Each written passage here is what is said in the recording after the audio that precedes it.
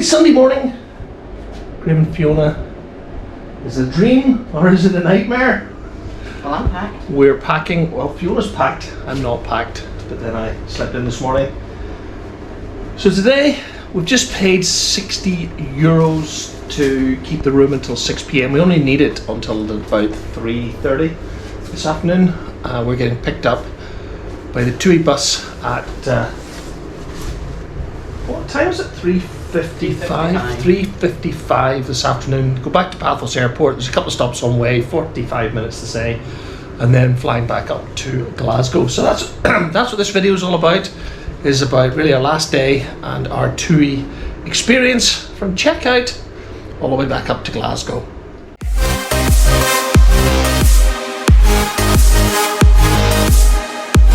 Hi, I'm Graham and this is my wife Fiona, and we have always had a work hard, play hard philosophy. From London to New York and of course the Caribbean, we live our dream through travel. And of course, the odd cocktail. And here on YouTube, we create our memories while living our dream. So come and join us as we share our memories with you.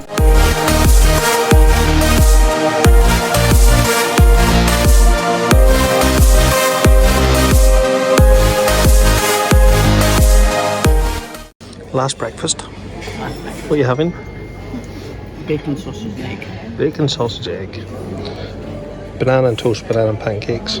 I know guys, it's depressing to think that our last day here in Paphos, Cyprus had arrived. However, because we didn't need to check out of our room until we were leaving the hotel just before 4 p.m. this afternoon, Fiona and I got our final sunshine down at Area 51. Fiona and I have really enjoyed our time at the St. George's Hotel and Spa here in Paphos. In fact, we enjoyed it so much, we're seriously considering coming back next year. I've got so many British Airways Avios right now. I was just considering booking a return business class flight for Fiona and I between London and St. Lucia. But being completely open with you guys, it's less than a 5-hour flight from Glasgow down to Paphos. There's no commuting through London and no British Airways, more to the point. And as a result, you might just see us back here in October 2024.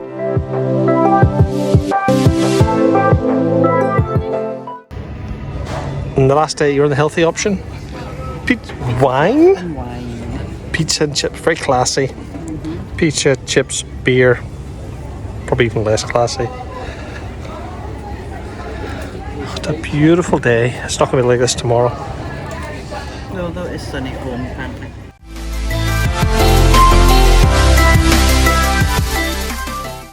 So that's it, 3:20. We're all packed up, ready to go. TUI app says we're being picked up at 3:55 from the lobby on just a standard transfer, which means there could be horrible little rugrats running around. But that's us. I think the room, we haven't trashed the room too much. Haven't trashed the room at all. That's us. I'm just gonna head down to reception, check out,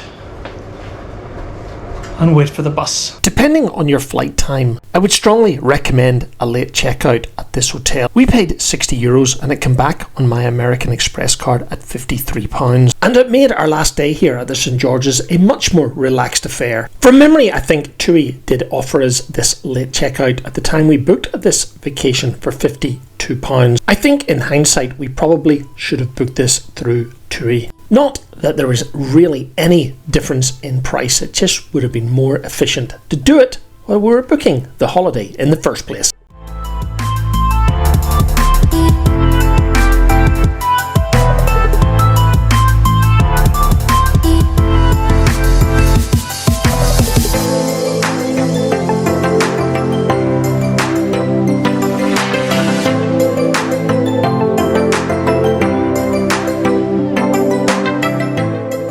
In the end, Fiona and I only had about 20 minutes to wait on the bus arriving to take us back to Paphos airport, and that gave Fiona and I the chance to get one last flat white and a couple of donuts.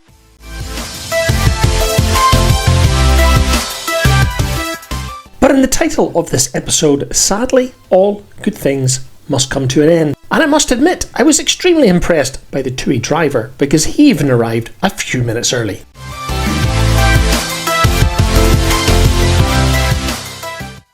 couple in front of us were also on the Glasgow flight, but they had paid €40 to get this private transfer taxi to take them back to Paphos airport. To be totally honest, and in hindsight, we should have done exactly the same thing. Fiona did look into booking a private transfer when she was organising this holiday through TUI, but they were asking a lot of money for it, and I'm talking about a couple of £100. Compare this 30-minute journey to our nearly 1 hour transfer from Lanzarote airport to the H10 White Suites back in the summer. That transfer cost us around £120, and that was for both the outbound and the inbound transfer. And in the next episode on our channel, we're going to do a TUI versus Jet2 comparison. So don't forget to hit the subscribe button and press the bell icon to be notified when that next episode is published. Anyway, back to today. We're now in the coach. Next stop, Paphos Airport.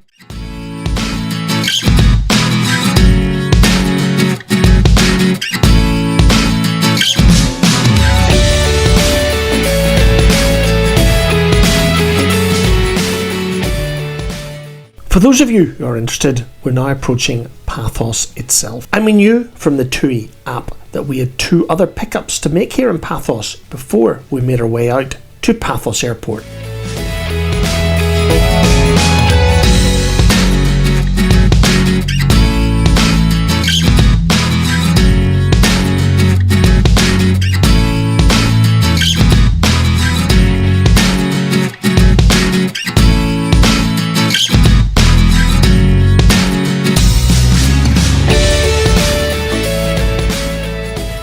And we're now approaching the first hotel where we would pick up passengers heading for the same flight as ourselves.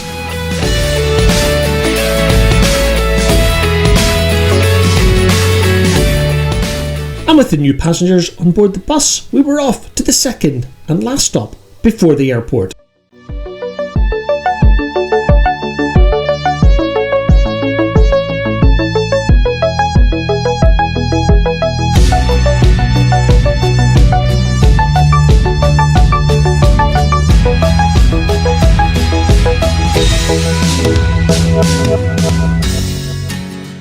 I didn't film it, guys, but it was at the second pickup point that I got really fed up with this TUI bus transfer. And while I know it's not TUI's fault that all of the passengers didn't show up on time, but it is TUI's fault that the bus driver did hang around for over 20 minutes waiting on them. Where in the world would a bus service wait for passengers that didn't show? Quite honestly, guys, the TUI bus driver should have just given them less than 5 minutes and then headed to the airport, not keeping the rest of us back and waiting for the no-shows. And for this reason, if you're travelling TUI, guys, I would strongly recommend you book your own private transfer. I wouldn't waste your time with their free bus service transfer between the airport and the hotel and back again. I would just book your own private taxi. It's only about €40 between Paphos Airport and the St George's Hotel and Spa, so that's €80 return. Less than €100, guys. It's absolutely worth it.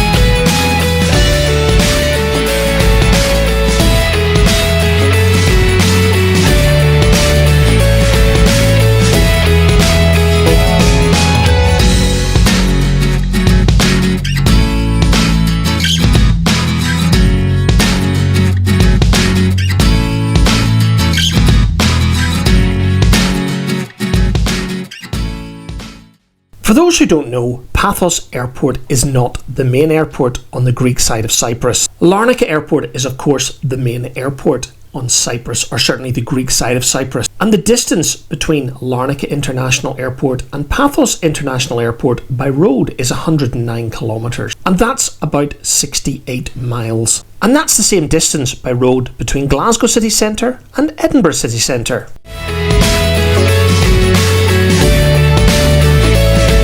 And with the perimeter fence now in view, you can tell we're getting close to Paphos Airport. As a result of Paphos Airport not being the main airport here in Cyprus, don't expect much, guys. It really is a glorified shed, as I described it in the first episode in our Chiling in Cyprus series.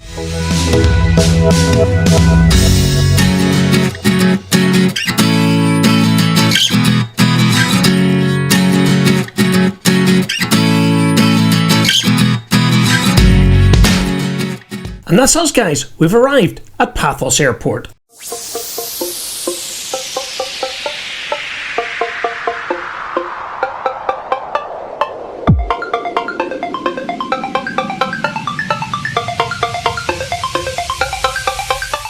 With Paphos being a fairly small airport, it wasn't hard to find the TUI check-in desks. But for reference, guys, they are all the way down to the far left of the check-in part of the terminal here at Paphos. And as you can see here, Jet2 clearly have a much larger check-in operation at Paphos. And Jet2 also have plenty of staff on hand to help you. And TUI have absolutely none.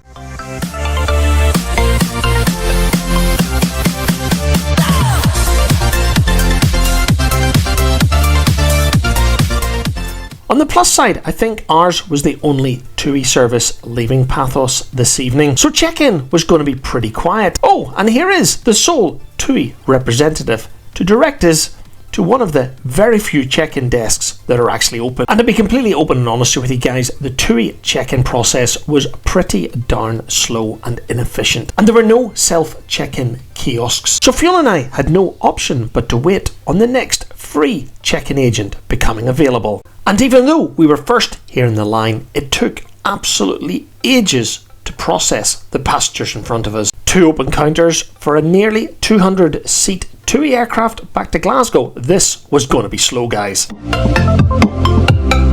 Finally, more staff did appear, but compared to our previous Jet2 experiences in Lanzarote earlier this year, this, guys, was not great.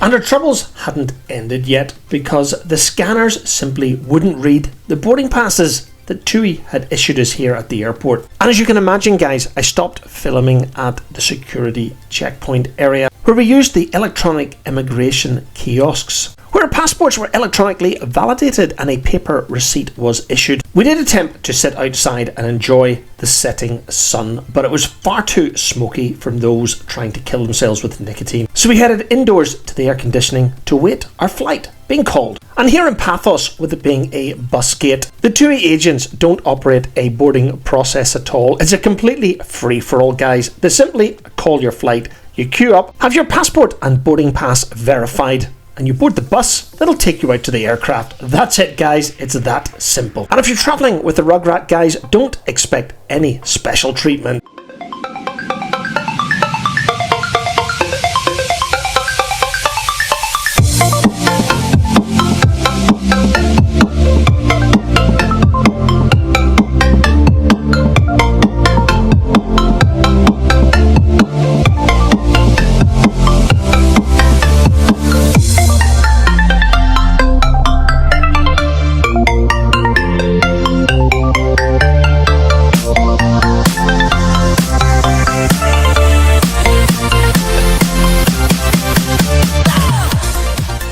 And Fiona and I were sitting in exactly the same seats that we were sitting in on the way out to Paphos a week earlier. And I do mean exactly the same seats, because this was the same aircraft that we flew out to Paphos on the previous Sunday.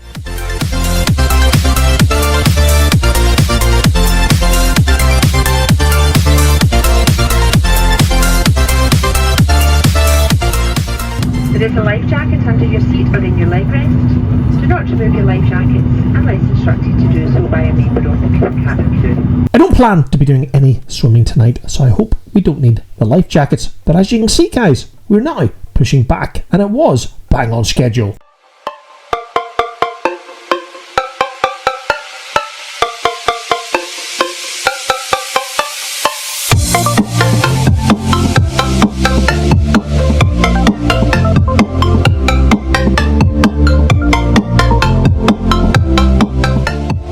And someday I would love nothing more, guys, than to bring you a trip report on board a private jet Sadly, not tonight.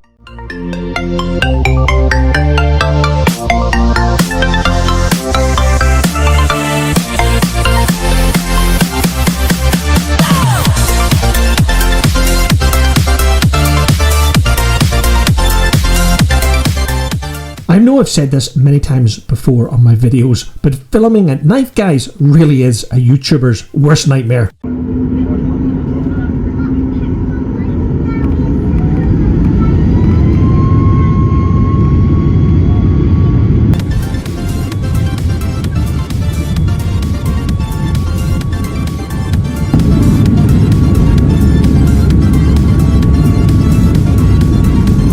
And that takeoff roll was well over a minute long, guys. The 737 was loaded with passengers and fuel for a 5-hour flight back to Glasgow. So no wonder that takeoff run was rather long. Okay, let's take a look at tonight's flight using Flight Radar 24. We departed Paphos just after 7:20 p.m. from runway 29. Our flight would then continue northwest for the next 4 hours and 59 minutes, initially climbing to 34,000 feet as we passed over the southern coastline of Turkey. As our aircraft burned off fuel, we would then climb to flight level 360 or 36,000 feet and finally 38,000 feet. And tonight's flight would see us overflying Turkish airspace, then Greek airspace, then we were into Bulgaria. Our flight would then continue northwest over Bulgaria, Serbia, Hungary, Czechia, then into German airspace and finally Dutch airspace before leaving mainland Europe overhead the Dutch coastline just to the north of Rotterdam and south of Amsterdam. We would then cross the North Sea, making landfall into the UK, overhead Sunderland, and as a result, just to the south of Newcastle upon Tyne. And as we crossed Northumbria towards the Scottish borders, we would begin our descent towards Glasgow, setting up for initial approach towards runway 23 at Glasgow, overhead Lanark, and then passing overhead Motherwell, descending towards Airdrie. And from experience, we would then be vectored towards Kilsyth and the Campsie Hills just to the north of Glasgow City, setting us up for a final approach into runway 23 over Mulgai and Bearsden. And you'll be glad to hear that the skies over Glasgow were really clear tonight, which meant I got pretty good footage out of the window of row 10A on our Boeing 737 MAX 8 as we made our final approach into runway 23 at Glasgow. And tonight's flight back to Scotland was made on exactly the same aircraft belonging to TUI Airlines UK that we flew down to Paphos a week earlier. And at the time of recording this episode, it was a 1 year and 4-month-old Boeing 737 MAX 8 owned from new by TUI Airlines UK. And back on board our flight from Paphos up to Glasgow, dinner was served. And what I will say is that both TUI and Jet2 have a very good onboard menu. Tonight, Fiona chose a chicken salad sandwich with a soft drink and Pringles, and I went for a cheese and ham toasted sandwich and Fanta orange. And as you can see, we were plugged in to the seat back USB sockets, keeping our iPads full of juice for this 5-hour trip back to Glasgow. And guys, what I will say is the toasted sandwich was very good. I just wished TUI would allow you to pre-order your food and drink prior to your flight. If Jet2, EasyJet and even Ryanair can provide this service, I've got no idea why TUI can't. And I'm afraid, guys, there was very little else to show you about this pretty uneventful TUI flight from Paphos up to Glasgow. And with the bright lights signifying the south side of Glasgow, we were now on our initial approach into runway 23 at Glasgow Airport.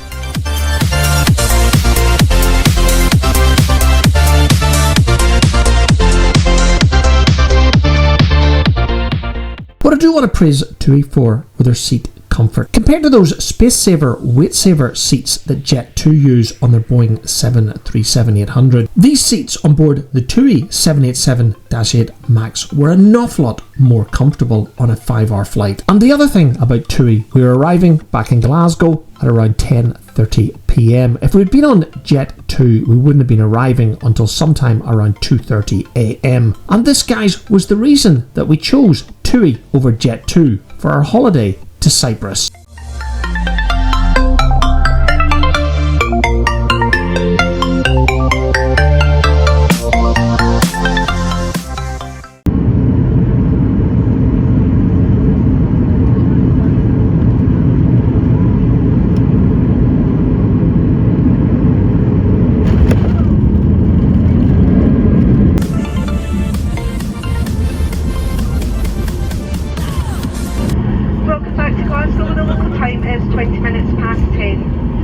safety, please remain seated with your seatbelt fastened until the seatbelt sign has been switched off.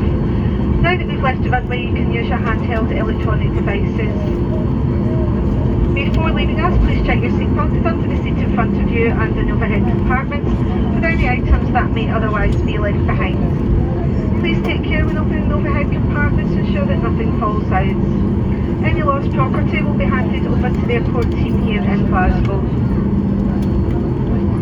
If you are given an additional seatbelt or life jacket, please leave these on the aisle seat as you leave the aeroplane. And if you have requested assistance, please remain seated until all other passengers have disembarked, when we'll be able to assist you. Please have your passports ready for the immigration authorities, and smoking is not allowed, including vapes, electronic and nicotine resembling cigarettes. Once the aeroplane has stopped, the cabin crew will take a couple of minutes to focus on carrying out their safety duties. On behalf of everyone at TUI and your crew on board, we hope you've enjoyed your flight back home with us. Have a safe journey home, and thank you for flying with TUI Airways. And with that, guys, Fiona and I are back in Glasgow. And it wasn't too bad a flight at all, guys. I know that TUI aren't British Airways or Virgin Atlantic, but you know, they got us from Paphos to Glasgow without having to touch London Heathrow or Gatwick at all. And that can only be a good thing.